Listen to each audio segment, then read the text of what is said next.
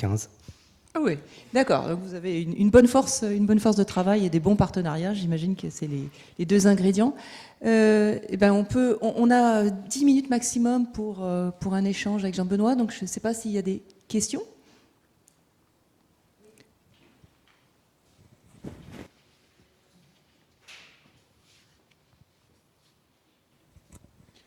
Donc, bonjour. Tout d'abord, merci pour la présentation complète. On voit en fait l'ensemble des travaux, la diversité des travaux effectués. Et dans le cadre du métaprogramme, on se pose des questions au niveau de la prospective, notamment. Et on se pose des questions au niveau des données, des expériences, des méthodes. Et vous êtes impliqué dans énormément de projets. Et je me posais de la question des données. Est-ce qu'ils sont en accès libre ou pas? Est-ce qu'on peut y avoir accès? Voilà, j'aimerais bien avoir votre retour sur ça. En général, les données unitaires, pas vraiment. Il y a certains projets où on a créé des plateformes où on peut consulter une partie des données, soit agrégées, soit unitaires. Et après, ça va dépendre vraiment au cas par cas de la propriété.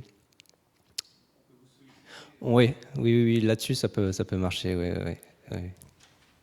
Mais on s'appuie beaucoup sur des données publiques, donc a priori, il n'y a pas non plus de soucis. Ouais.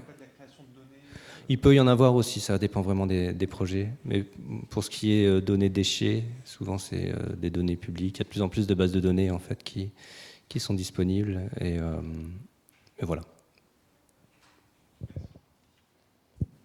Oui, j'aurais une petite question sur avec votre recul sur la participation à tous ces projets multi-acteurs. Est-ce qu'il y a quelque chose qui est générique dans le jeu d'acteurs, c'est-à-dire un chercheur, il aura plutôt tendance à faire ça, une ville a plutôt ça, et quels conseils vous nous donnez en tant que chercheur pour participer à ces projets? Et une petite question connexe, à part décisive, et merci Anne, j'ai pas vu un seul acteur français dans tous les projets, donc je me posais la question pourquoi. Alors, la première partie, oui, il y a un enjeu de la collaboration multi-acteurs qui était plus difficile sur les premiers projets Horizon 2020 sur lesquels nous on était impliqués. On s'est retrouvés aussi dans des projets où les différents work packages ont travaillé en silo et il n'y avait pas vraiment d'échange. Enfin, on n'a pas bénéficié de l'expertise. Ça tient beaucoup, je pense, au coordinateur des projets. Le coordinateur des projets, s'il est bon, il doit regarder que les tâches soient effectuées en temps, mais il doit aussi garder à l'esprit l'impact qu'il va avoir de son projet. L'impact, forcément, il y a des key performance indicators, mais il y a aussi qu'est-ce qu'on veut faire, qu'est-ce qu'on veut toucher, qu'est-ce qu'on veut changer. Et je pense que c'est ça qui va... j'ai déjà eu des projets avec des coordinateurs qui vraiment essayaient de dire, voilà, au final, on va arriver à ça. Toi, tu es en train de travailler là-dessus, mais celui qui va utiliser ces résultats, c'est tel partenaire. Et essayer de discuter, de clarifier un peu ce que vous attendez du travail de l'un et de l'autre. Et en règle générale, les bonnes expériences que j'ai eues avec des labos de recherche, c'était, je pense qu'on s'imprégnait l'un et l'autre de nos attentes et de nos travaux. C'est-à-dire que moi, j'allais lire des longs rapports auxquels je ne comprenais pas toujours tout. Et derrière, j'essayais d'expliquer un peu... nous, ce à quoi on s'attendait en termes de résultats, quels étaient les enjeux. Et derrière, des discussions, ça revient souvent à poser la question, alors, qu'est-ce que je peux vous donner comme recommandation? Est-ce que je vais dire aux collectivités, mélanger ces déchets-là ou séparer-les? Est-ce que je vais dire, est-ce que je peux dire, il faut les trier comme ça ou comme ça? Qu'est-ce qui est le mieux? Les réemployer ou les recycler de telle manière? Et derrière, le chercheur, c'est difficile parce que souvent c'est nuancé, donc il va dire je sais pas si on peut vraiment dire ça, et ça va être de trouver une bonne manière de le dire et de rendre opérationnel. Et je pense qu'il y a aussi un gros effort en termes de communication qui est lié à la fois à nos intérêts propres, c'est-à-dire que je pense que les centres de recherche vont beaucoup chercher à publier des papiers scientifiques qui vont parler aux autres chercheurs. Moi, ça m'arrive d'en lire et il y a toute une partie... Enfin, la manière dont c'est formaté, c'est pas forcément ce que je recherche. Et en termes de communication, il y a aussi toute une partie liée au projet où les projets ont tendance à parler de ce qu'ils font. Et derrière, ce que les gens, ce qui les intéresse, c'est qu'est-ce que j'en tire. Et il y a tout un travail sur changer la manière dont on présente les choses pour dire comment on répond à vos enjeux avec les résultats. Ça peut être aussi, on peut dire, on ne sait pas, il n'y a pas de certitude, ou alors ça et ça, c'est des points de nuance, mais c'est aussi une manière de présenter les choses différemment. Et après, sur la présence des Français dans les projets européens, c'est compliqué. Il y a des pays qui sont très très forts. L'Espagne, l'Italie, ils sont très très forts. Ils sont vite emparés des choses. Beaucoup de consultants espagnols très très forts, italiens. Donc ça aide.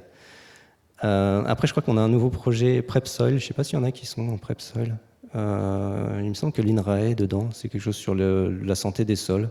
Je crois que j'ai vu l'INRAE, mais alors, c'est peut-être pas les gens qui sont là.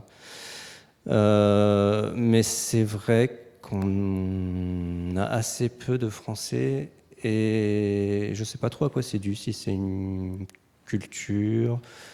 J'ai l'impression qu'en France, moi, pour voir les collectivités, il y en a beaucoup qui vont regarder ce qui se fait ailleurs en France, et pas nécessairement à l'étranger, qui n'ont pas pris cette habitude-là. Et voilà, je n'ai pas forcément de réponse définitive.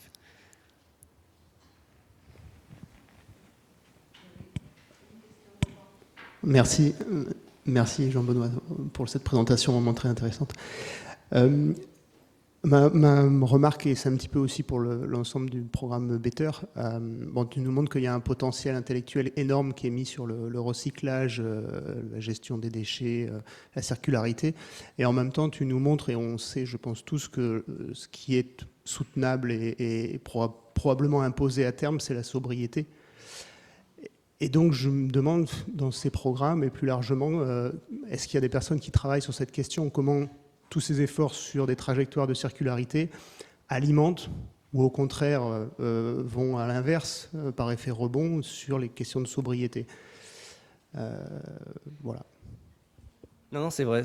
C'est aussi un constat qu'on fait. Ce qu'on essaie de faire à minima, ce qu'on avait essayé un peu de faire avec Décisif, c'était de mettre en avant ce besoin pour les aliments de réduire, et de dire, voilà, il faut prendre en compte ces objectifs de réduction, ce potentiel de réduction dans la manière dont on va dimensionner ou suivre. C'est-à-dire le message, ça ne va pas être d'investir dans des modes de collecte, de traitement qui vont qui vont traiter des choses qu'on veut éviter. C'est d'avoir une cohérence.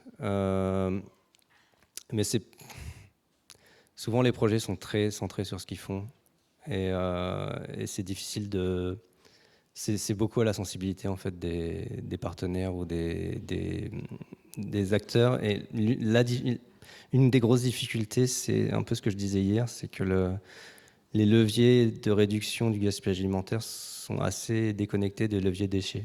On parle plutôt de consommation, de production. Et du coup, quand on réfléchit à la valorisation, on n'a pas forcément les outils. Enfin, ça veut dire investir un tout autre champ de recherche sur la partie gaspillage. Donc nous, et à minima, c'est ce qu'on fait, c'est dire, attention, traiter, valoriser des déchets évitables, c'est un pansement sur une jambe de bois. Ça sert à rien, et ça n'a aucun sens environnementalement parlant, et économiquement, c'est un risque. Mais souvent, on a du mal à aller plus loin et à dire il faudrait mettre la moitié de votre budget sur la prévention. Ça, c'est quelque chose qui a du mal à passer. Moi, je reviens sur les projets européens dont vous nous avez parlé. Et pour reprendre ce qu'a dit Jean-Phi, à l'INRAE, on connaît assez mal finalement tous ces nouveaux projets qui impliquent ville ou région. Et j'aimerais savoir si les 3 projets que vous nous avez présentés font partie de la CCRI, la Circular City and Region Initiative. On se demande un peu ce que c'est à l'INRAC, cette initiative, et qui sont les acteurs dedans. Alors, ça donc tombe je ne sais bien, pas si vous pouvez nous éclairer. parce qu'on est dedans. On est dans le... Vu le nom, oui, je me suis dit, ça risque. Non, en fait, il y avait un appel à projet avec des consortiums pour le Coordination and Support Office, et on a été dedans. Et en fait, les travaux... Alors moi, je ne suis pas dedans personnellement, donc je ne sais pas exactement où ça en est. Et les travaux ont commencé début de l'année, et il y a eu ça a le forme d'un framework contract, en fait. Et il y a eu pas mal de changements. À la base, quand ça a été lancé, l'idée, c'était vraiment, on arrête de faire des petits pilotes, et puis on met en place des grosses actions.